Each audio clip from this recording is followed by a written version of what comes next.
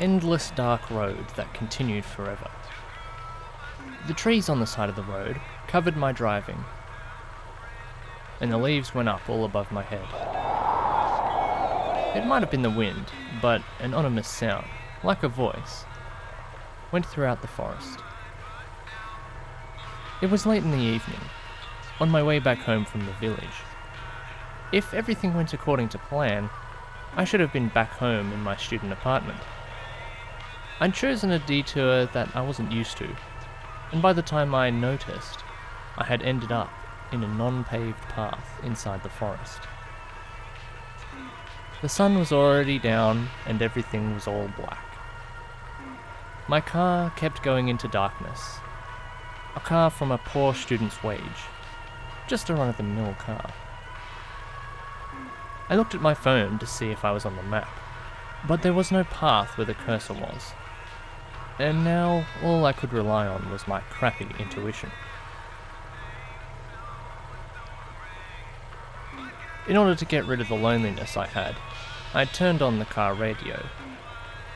But now, there was only static noise coming from it. It was a very ominous feeling. And to top it off, there were droplets of water hitting the windshield on my car. It was raining. While sighing, I switched on the wipers. I tried to listen for the weather report on the radio. I tried to change the channel, and I looked away from the road for a second. But that second was critical. When I looked back to the road, in my headlights, all of a sudden a human figure appeared. A woman! If I keep going, I'll crash. What should I do? Should I turn the wheel? No, I'll hit the brake. I stepped on the brake and the car let out a noise similar to a scream, and it barely stopped right in front of the girl. That was dangerous. In such a forest at this time, what was a girl doing here? She didn't even have an umbrella. It was almost like she was a ghost. Her posture was turned around, and she was looking at me. She might have been a high schooler. Long hair that went all the way to her waist, and on her left shoulder she had a braid. It left quite an impression. White skin that looked like you could see right through it. From the light of the headlights, it became even more white. However, she was not transparent, so she didn't look like a ghost. I opened my window and leaned through it as I talked to her. Should I reprimand her? Or should I apologize? Oh, I think I'll apologize. I'm sorry, are you okay? Are you hurt anywhere? I'm fine. With a very calm voice, she replied, and she looked at me with her piercing eyes as if searching for something. I suddenly averted my eyes, avoiding eye contact. But it was almost like she was looking inside my soul. It was not like I had anything to be guilty about. But what was she? Could that girl have lived there? While thinking of that, I asked her. Looks like I'm lost, but is there another road past here, like a convenience store or a gasoline station? She nonchalantly shook her head from side to side. From that response, it was almost like she said, "I don't know," and "Stop talking to me," at the same time. She turned around and started walking. The falling rain was causing her hair to get wet. "Hey, you!" Without thinking, I called to her. "Do you know where you're going? Are you going to be fine walking along this dark path by yourself?" She turned around and glanced at me, but she did not stop. What's wrong with her? Looking at her clothes, it didn't look like she was in the middle of hiking. Maybe she was in the middle of a drive date and they got into a fight, and she went out in the middle of the road. No matter the case, I couldn't leave her alone. The rain was getting stronger. While a little hesitant, I talked to her again. "Oh, if you don't mind, why don't you get in?" Responding to my voice, she finally stopped walking. She turned around and looked at me suspiciously. She moved to the side of the car and crossed her arms, and peeked inside the car and said, Driver's license. "Huh?" Without thinking, I couldn't help but raise my voice. Show me your driver's license. Without saying anything, she kept pressing me on. She's almost like a cop. No matter how I looked at her, she didn't look like a female officer. It's a bit suspicious. Should I really show her my driver's license? Oh well, I guess I will. There's no choice. I showed her my driver's license. "Look," I said. She pulled a pen light from out of nowhere and shined a small light on the driver's license. Of course, it's normal to be cautious of riding in a stranger's car, but would you really look at their driver's license? Even though she was suspicious of my kindness, I didn't think she would go this far. But even then, it's not just that. She took out her phone and read the information on the driver's license, like my name and address, into the speaker. Wait, what are you doing? I'm doing a background check. Huh? Thanks. It's done. She put her phone away as she said that. You're done? What are you done with? You really are just a normal student passing by.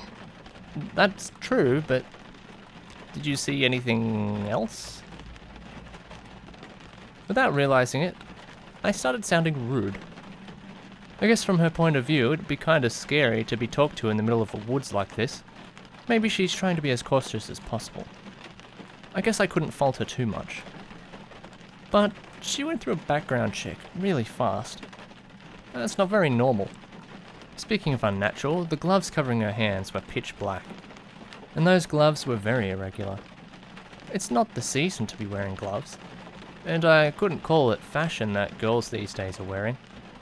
Maybe that kind of thing is popular among kids these days. Sorry. Looks like I mistook you. It's okay. So, are you going to get in? Or are you not?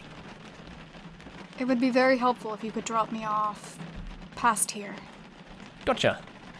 Get in. She did not get into the passenger seat.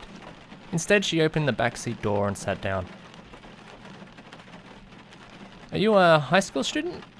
Why are you walking around out here? I asked while looking at her in the mirror. It's a secret.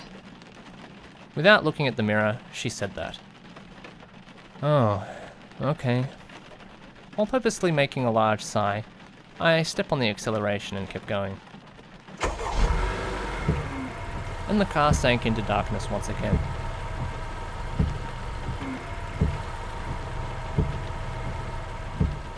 The path past that point was even darker than before. Even so, I wasn't alone.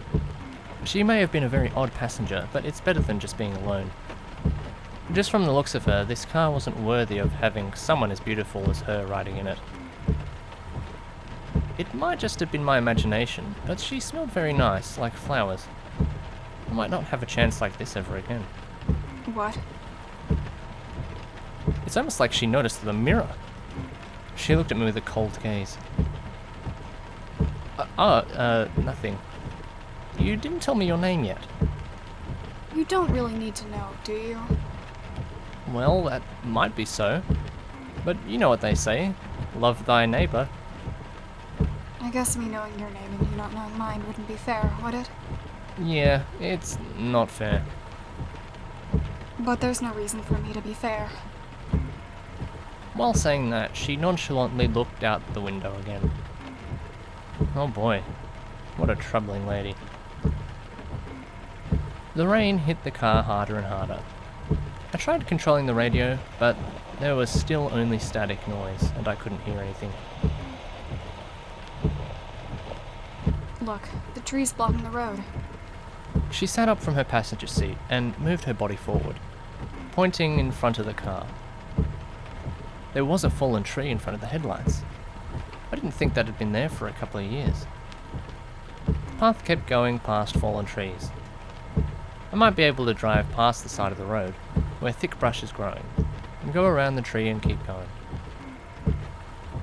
I headed off the path, and my car was in the wild grass. While feeling the vibration on the handle, I travelled past the fallen tree. It would be very awkward not to say anything. What should I ask her? Should I ask her about movies? Or should I ask her what she's looking at out the window? What about if she has any brothers or sisters? You know what? I'll just tell her she's beautiful. You're very beautiful. While saying that nonchalantly, I looked at her through the mirror. Her eyes widened for a moment, and almost like nothing happened, they went back to normal. I pretended to cough, and we decided not to talk to each other. Of course, she wouldn't be so easy to be moved by simple words. Huh? The sound of the rain suddenly got louder, and it's almost like the car's roof was being banged on like a drum. It almost sounded like hail. No, that's wrong. It's branches. The branches were falling right in front of the windshield. What is this? Tree! From the passenger seat, she yelled out all of a sudden. It's going to fall! The tree on the right side of the road was falling in the direction of the car. I hit the acceleration and went under the tree. Afterwards, almost like an earthquake, a large tree fell on the road and blocked it. The side of the mirror showed the wrapped tree trunk. That was dangerous. My heart was still racing. It's almost like it was aiming for this car. That's ridiculous. From hitting the tree, the branches broke the wipers. There were lots of leaves stuck to the windshield. It was hard to see past them. It would probably be best to get out and remove them. I stepped on the brake. However, the feeling of the pedal was odd. The speed wasn't going down. This is bad. What is it this time? The brake isn't working! I yelled. When I was trying to stop the car, the speed increased. There's a tree falling in front. Her voice echoed inside the car. As I looked ahead, almost 100 meters in front, a tree was falling, as if trying to block the road. Since I was going so fast, the falling tree's shadow made it almost look like it's falling in slow motion. At this speed, we might get crushed under the tree like a pancake. And the brake wasn't working. Just as she said, it's aiming at us in timing. What should I do? Should I pull the emergency brake? Or accelerate faster? No, it would just be simpler to ask her. Help me, goddess! Get off the path and go into the forest. We'll hit a tree. If we hit a tree, we'll stop. We can't do that. I hesitated. She stood up from her seat and took control of the steering wheel and forcefully turned it to the left. The car rampaged like a bulldozer, running over vegetation as it went into the forest, and we ended up right in front of a huge tree. I scrunched my neck and prepared for impact. The next moment, in the dark forest, a large crash resonated. Everything turned white. A little bit delayed, my face felt a painful dizziness at the same time. Am I alive? It looks like I'd been saved. I raised my body and looked in front of me. The reason everything was white was because of the airbag. I wiped it away, and in front of the car, white smoke began billowing, and the tree in front of us was blocking our way. What about her? I panically turned around, and in the passenger seat with a refreshed face, she put her hair up behind her ears and took off her seatbelt. Are you alright? This is nothing. She pulled the door lever, but it wouldn't open. Could it be because the car's so twisted? Without even hesitating, she raised her feet and used the bottom part of her boot and kicked. With a loud sound, the door opened. We left the car and realized the situation we were in again. Due to crashing into a large tree, you wouldn't think with how twisted the car is that would be made of metal. On the other hand, the tree's surface didn't even have a scratch on it. Look, there's something on the wheel. She squatted down and used her penlight, and if I looked closely, there were vines that were tied around the tire. They looked like some sort of plant. Maybe when we went off the path, the plants got caught in the tire. Could that be why the brakes weren't working?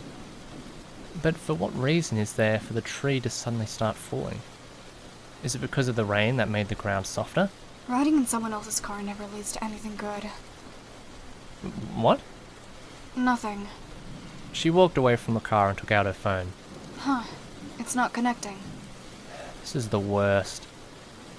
We were surrounded by a dark forest, and the rain kept getting stronger and stronger. Where could we be? We're not simply lost. There's a possibility we might be stranded. At this time, it would be dangerous to move around. For now, let's stay inside the car and wait for the night to pass. I got close to the car, and suddenly an explosive sound surrounded the car with flames. Are you serious? Afraid of the explosion, I jumped away from that spot and looked at the flames. I couldn't even stand up because I was so shocked. From being so cold in the rain, I felt warmth from the flames. It's dangerous to be sitting there. While crossing her arms, she said that and looked down at me. How could she be so calm in this situation? There were many accidents happening over and over, and no matter what happened, she didn't show any hint of emotion. That was the most irregular thing of all, I can see the light on the other side. she said while looking at the darkness. When I looked over there really was a faint light floating in the darkness. What is that? Could it be light from a house? She asked mumblingly. She made her way towards the light as if being invited by it, and headed towards the forest. Hey, wait! I finally stood up and chased after her panickingly. If I let down my guard, I might lose her in the dark forest. And deep inside the forest, the fog from the rain turned into smoke, and it made it so I couldn't see forward. Could it really be light from a house? I don't see what else it could be. It's inside this forest. Would there really be a house here? I don't have a good feeling. We really shouldn't get close to it. It's not like you have to follow me.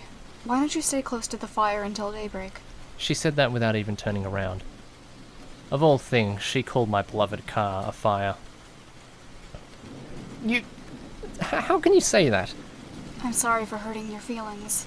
Sorry. And thanks for taking me all this way. I'm very grateful for that. You're very grateful, huh? You don't really look like it. Kyoko Kirigiri. Huh? My name. Is this fair now? She glanced at me with one turn. At that time, her expression made her look very adult. The face of a girl who held many secrets. It couldn't just be the rain and the darkness that made me think that way. Being speechless for a response, without saying anything, I chased after Kyoko Kirigiri. No matter what happened, we needed to escape from this forest. Our circumstances became clear. We headed out from the forest and we suddenly stepped into an open space. At the same time, the wind blew and cut away the fog, and the surrounding grass danced like a small wave. It brushed our feet, and past the waves, we looked forward. An old-style gate leading to a western mansion was before our eyes. A large mansion. An old western-style mansion that I didn't think I would see other than in a theme park, with very outrageous decorations. If there wasn't black paint surrounding the walls, or branches all around the windows, I would have called it very fairy tale-like. But with the ominous feeling, it made it look like a haunted house. There was a light coming from the window on the second floor. It didn't look like a fluorescent or artificial light. It must have been light from a candle. While looking at the window, the light suddenly disappeared. Ah! She suddenly raised her voice. She noticed it too. Looks like someone's here. She pushed open the rusted gate and proceeded through the gap. Hey, what are you going in there for? We should get away from this ominous place. Look, let's go somewhere where we can get in range for a cell phone signal. Well then, you go ahead and do that. I'm gonna go inside that mansion. How should I react to that? I wanted to say that I was going home, but I just asked her if she was scared instead.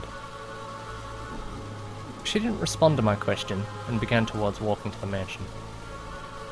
I can't communicate very well with this kid. Looks like I can't have a conversation without guessing. Could you have been headed to this mansion in the first place?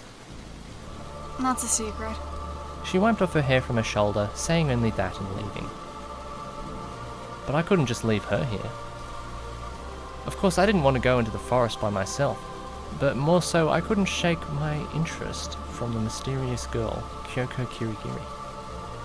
And of course, I couldn't let a girl go into a horrible mansion like this by herself. I'm going as well. I opened the gates and I chased after Kirigiri. Are you worried about me? Of course. I see. You'll only be a hindrance. Don't say that. I'd be scared by myself as well, you know. I thought you could help me. Looks like I have no choice. Kirigiri frowned. She might act cruel, but unexpectedly she had the responsibility of doing the right thing. I feel like I understand how to get closer to her. Inside the mansion grounds there were various types of plants and trees growing. It didn't look like they were being upkept very well. There were many plants I'd never seen before, and various bushes that I hadn't seen either. That chaotic scene unnerved me. And we were standing in front of the door to the mansion. Without hesitation, Kirigiri knocked on the door. After waiting a while, there was no response. I turned the knob. Whoa! The knob felt moist. I panically took my hand off it and I looked at my hand. My hand was painted in deep red. Is this blood? It's just rust. Kirigiri turned the knob with her gloved hands and opened the door. It was a large entrance hall that we went into. There was a dim light from the chandelier hanging high from the ceiling. From the looks of it, there weren't any people here. It was so quiet that we could almost hear our own heartbeats. Excuse me? Is there anyone here? I yelled all the way inside the mansion. But there was still no response, as I thought. Without hesitation, Kirigiri stepped inside the mansion. She's always doing her own thing. However, there's no way we could head back out now, seeing as how we were definitely in a disaster. If there was a possibility, we needed to find a way to get help.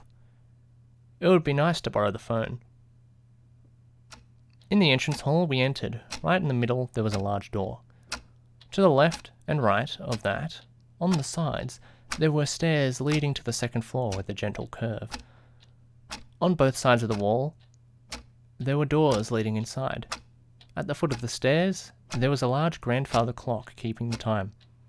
Comparatively to the outside, it looked like it was a bit more organised inside the mansion. On the contrary to the sound of the clock, it's almost like time stopped here for many years. The strangest thing about the entrance hall was on the side. There was a potted plant.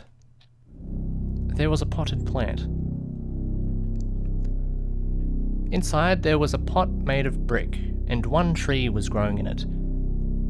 You could even call it a great tree from the thickness of it. The green leaves got close enough to touch the ceiling. There was a tree inside of the mansion. I didn't know the name of the specific plant. All that large trees have veins on their trunks. It looked like a monstrous tree with blood vessels. What an amazing garden. I looked up at the tree and said that. The tree almost looked like it was alive. Or it was crying. Should I bring that up to Kirigiri? Doesn't matter that much. So I said to her, "It looks like you could practice tree climbing indoors." Let's look for someone. They should be on the second floor. Kirigiri acted naturally. She didn't even pay attention to my joke while she headed upstairs. Wait, let me ask you before that. Is the person you're looking for an acquaintance of yours? No. I thought she would just say it's a secret again or something, but her answer was quite unexpected. Even so, I couldn't understand the situation. There was no doubt about it. Kirigiri came to this mansion not as a coincidence. She had some kind of goal in mind, and came here by her own will. However, she said that she didn't know the owner of the mansion. At least it would be useless to ask her if it's a friend's house. If so, what was her goal? I've heard a lot of rumors about this mansion. Kirigiri said suddenly. Rumors? When you get lost and enter the mansion, you do not leave. A man-eating mansion is in the forest, is what they say. A man-eating mansion. Why didn't you say so before? We're already lost then, aren't we? I said it in a way that sounded like I was blaming her. Of course there isn't such a mansion, is there? In terms of logic. Such as a cat with a long torso, or a capybara with a human face. It's the same as those kinds of urban legends. No, there's something weird about this mansion. Why isn't anyone coming out? Oddly, there's no signs of life, and moreover, why would somebody be living inside this kind of forest? Are you trying to say that there's someone living in the forest? That's why we're going to go see them. Kirigiri said, regaining her composure. I didn't know what to think. I was thinking about that way too much. Never mind about the mansion. What kind of person is Kyoko Kirigiri? She kept becoming more and more elusive. Hey, tell me already. What are... At that time, from out of nowhere, a telephone ring was heard. Whoa! There's a telephone in here somewhere. I ran to where the noise was coming from. The garden bed. I timidly got closer and closer to the large tree. It seemed like the noise of the telephone was coming from inside the tree. What is this? What's the meaning of this? I tried to find where the origin of the phone was coming from. I went around the tree once. However, there was no telephone to be found. There was a long cord back here. I didn't see where the part where it was to speak into.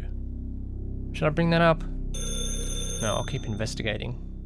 You know, I could think of a good pun right now, but I probably shouldn't make Kirigiri so mad.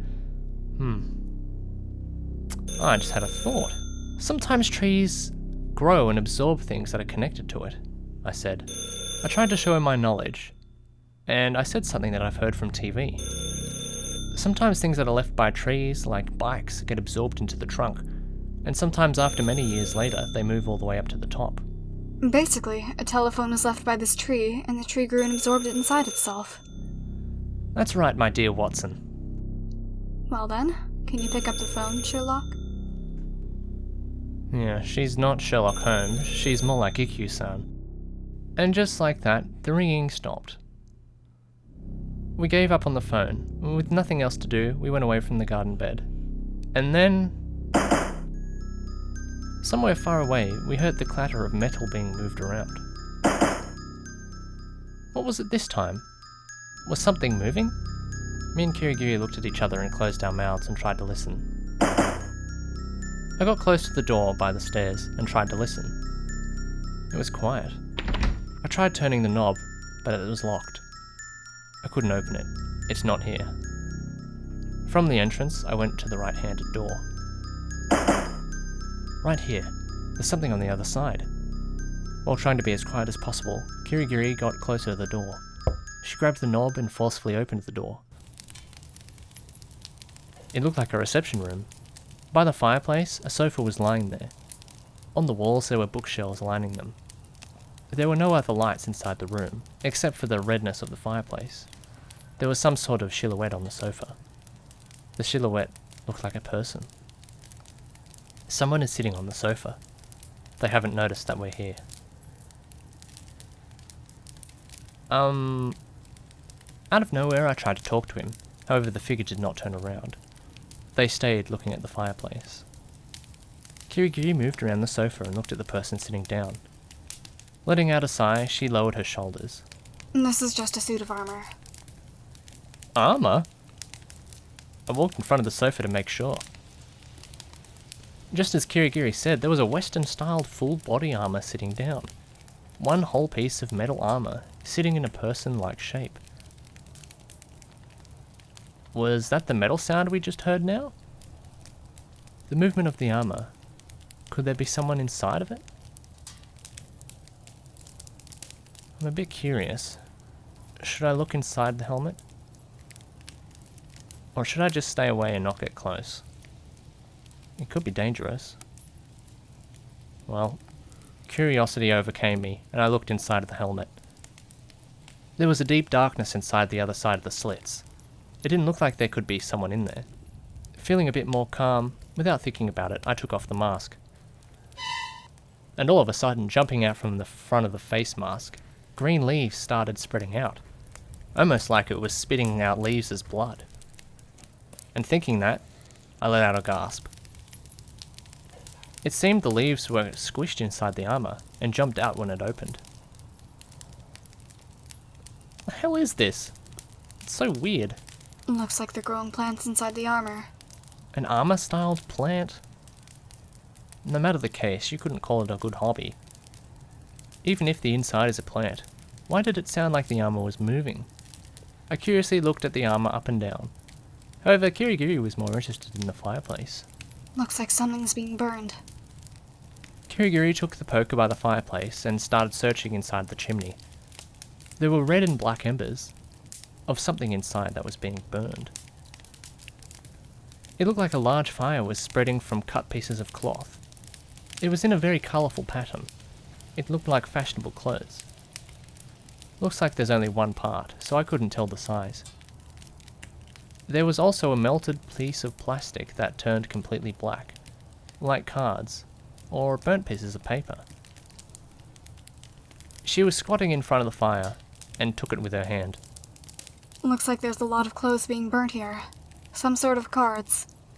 By looking at the letters on the card, looks like some sort of identification. Looks like either 2 or 3 people's worth of clothes are being burnt. What is this? Why are they burning that? Who knows? I don't really want to think about it too much. While saying that, she picked up a piece of paper from the fire. It looked like some sort of note, with something written on the edge. Help me.